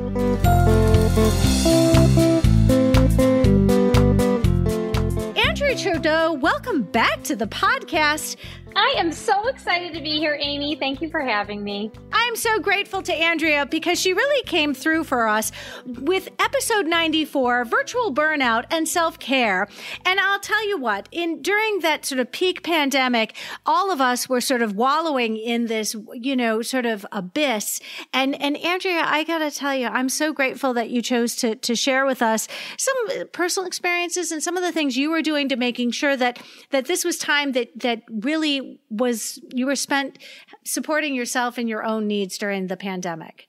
Yeah, it was very hard. And I think we're still having to carry some of those strategies with us as we sort of emerge from the COVID cocoon. Absolutely. Absolutely. So it just so happens that Andrea has gone through a renovation. And so I'm grateful that she's going to share with us some of the experiences that she's had. Librarians don't always have a seat at the table. So when it comes to large scale renovations, how did you ensure that your feedback was going to be valued and considered? Oh, you're going to love what I did. So I knew that a large scale renovation was coming up. And I was like, how can I make the most of this? And I decided to make this experience a media darling. And so what I did is I basically used this time we had. We had about a year and a half before we actually dug into it, because we had to obviously get the funding approved and everything. And so before the serious planning stage began, I decided to approach the sixth grade team of teachers and asked if we could put together a project-based learning unit where we had a special schedule set aside. And we had our sixth graders marching around with yardsticks, mind you, all over the library, coming up with plans for our library. So it incorporated our architect team who came in and talked to them about drafting a plan. It incorporated different math skills. It incorporated English skills. So we were hitting Common Core. We were doing this fun project-based learning. And in the end, they created these beautiful plans, drafts, hand-drawn on big, chart paper. Some of them devised them electronically using SketchUp. Others use CoSpaces, so you could put a VR headset on and feel immersed and be in the space. And while we didn't end up with a full-size wall fish tank or the ball pit or the slides they asked for, so many of the ideas came to be. And I think it was really powerful to have student voice. So I think it's not just librarians have a seat at the table, it's librarians advocating so that their school community has a seat at the table, because we all need to have a voice in this experience. Of course you did PBL. Of course you did a whole lesson plans around generating excitement for this space. And, I love the unfettered, the kids just shoot for the moon. Oh, yeah. This is their, they're going to go big. I think adults can learn something from that. But it is absolutely unbridled enthusiasm and love for your space. Yes. And what I think was the best part was those were sixth graders, spring sixth grade. And then fast forward to their fall eighth grade year in October, we reopened and the kids marched in and they're like, that was my idea, and that was my idea. So to see it like come to fruition was super rad. Oh my gosh. Seizing that opportunity. I think if there's one thing librarians do remarkably well, it is, seeing an opportunity for what it is, a true chance to just harness that energy of the students and get that sort of buy-in, because obviously, patience is not something our students are known for. Mm-hmm. And the idea that this was delayed gratification. This is a real world problem. You don't just get to snap your fingers and poof, it happens. Like they had an entire calendar year without your space. Is that correct? They actually, not an entire calendar year. We did that following their 7th grade year was our planning time. We closed early that spring, then it was summer, and then a little bit of that following fall. So yeah, it was a good chunk of time. I mean, they lost library time, but it was a matter of maybe losing about 2 months of what they normally would have. How'd their librarian hold out without all of your space? It's funny because I feel like that experience helped prepare me for COVID, because when I was my dining room librarian, I was, having to really think about, I don't have the books. They're all in boxes locked in the storage room. How can I still be a great resource to my students, just like I did when I was kind of waiting for that space to open again? Oh my gosh. I hadn't even thought of it that way. All right. Wild. So, Andrea, what were some of your non-negotiables? What were some of your must-haves? I realize you were getting a lot of, solicited and unsolicited advice from your 6th graders, but what were some for you as a professional? You knew in your heart these were things that you were not going to really, you didn't want to lose ground on these points. So our number one, and it's going to sound kind of silly, is we don't have an auditorium in our school. So anytime we have a large meeting or like a presentation or a guest speaker, it needs to be in my library. And when I came into the space, there were 2 long, really heavy bookshelves that were fixed. And so immediately it became like, how do we do this? We can't do this. And the acoustics in our multi-purpose room in our cafeteria stink. Everyone loves our library. It's like beautiful. And it was, the cozy space. So I knew right away I had to be able to clear the floor. So I needed to be able to ensure the floor plan was incredibly flexible, that everything was movable, chairs and tables. So we could instantly clear the floor for a presentation or create up, something for Socratic circles or whatever we're doing. And, that kind of came from me realizing for a couple years that I was pushing around these heavy wooden tables that I needed movable stuff. I also had a real need for collaborative space. We had so many kids coming in to work on a project or create media. And so I wanted collaboration studios. We ended up with 2 innovation studios where it's kind of glassed in so I can see in there. And we've got a roll down green screen. We have a monitor mounted to the wall. I really wish that I had 4 of them, honestly. 2 isn't even enough. But those are amazing. And it allows 4 to 6 students to kind of work in a kind of a semi-private space away. And if it's noisy in the library and a kid needs to read quietly, that's a good place to go too. Designated makerspace was also a must for me. I already had a makeshift makerspace. I took where the previous librarian's desk was, got rid of it because I'm walking all the time anyhow. I don't need a desk. Put a table down, had a bunch of stuff donated from community. And I realized that place was magic. It was building confidence in my students. It was promoting friendships. They were gaining trust in the space. So kids that hated school, hated reading, loved the makerspace, and then suddenly were more willing to read a book. And then they wanted to read more books. And then they liked the library. And then they liked school. So that really was a gateway drug to some really great things. And lastly, I love music. And we needed a good projection and sound system. I wanted to be able to have a screen that we could see with all the light pouring in from the windows because we have natural light in our library. I wanted to have a speaker system and a microphone. And I was jamming out today with the music playing with the fireplace projected on my screen. It was amazing. Oh, did you get snow as well? We did. I was kind of freaking out this morning. Yep. Yeah, it was an interesting drive both to and from work today. Yes, a little bit of snow, and I had to apologize to somebody because, I'm sorry, I'm driving through snow, and I didn't want to be late. Mistakes can be expensive to correct, and purchases like furniture are often final. How did you tackle this obstacle? So I was grateful that year following our 6th grade project-based learning extravaganza, we spent time as a team. It was librarians, administrators, and architects visiting different libraries in the area that had been renovated. So it was really great to kind of be in the space and see it, operating, have a chance to really talk with the librarian and hear what they thought of the space, what they liked, didn't like.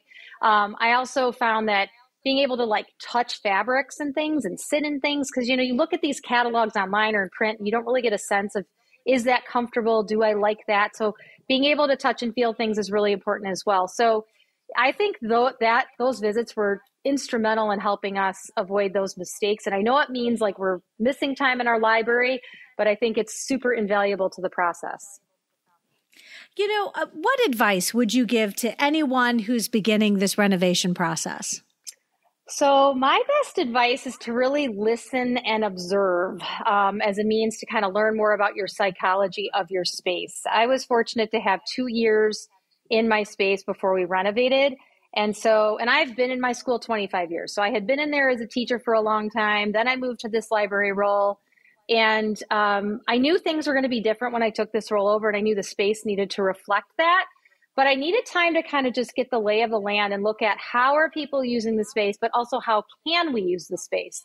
And so it's tricky because, sometimes when we think about how can we, it's you just don't know what you don't know. So I think that's where having connections to others is really important, using things like social media and Twitter to connect with librarians, reaching out and looking at these other libraries, even going to public libraries and seeing how they're using the space to get a sense of really what's possible. Because in the end, to me, it's about creating a space that really serves your community's needs. And so you have to get ideas both externally, but also within your own school community to, for this process so that you can create something that's really going to be best for your stakeholders. Andrea Trudeau, it is always a delight. Would you promise to come back and visit us in the spring? Because I know we'd love to talk again. I know you've got a lot that's going on right now with you. Do you want to just tell listeners a little bit about this hobby you have that's going on in the background?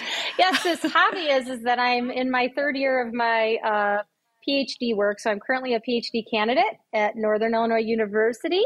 And I'm studying instructional technology. I'm looking at how cinematic VR affects the empathic response of adolescent students. So I currently have a manuscript that's in the works of being published, hopefully, crossing fingers, toes, legs, everything. And my second piece, I'm hoping to look at how VR can be an extension of Rudine Sims Bishop's Mirrors, Windows, and Sliding Glass Doors. So yes, we'll have some things to talk about. I was going to say, when that happens, friends, guess who's got the episode already lined up? It's just up to when Dr. Trudeau wants to give us a little bit of her time. So, Andrea, thank you so much. And I hope you have a great rest of the week and happy Thanksgiving. Thank you, Amy, so much. It's always a delight to spend time with you. And I hope you have a wonderful Thanksgiving as well.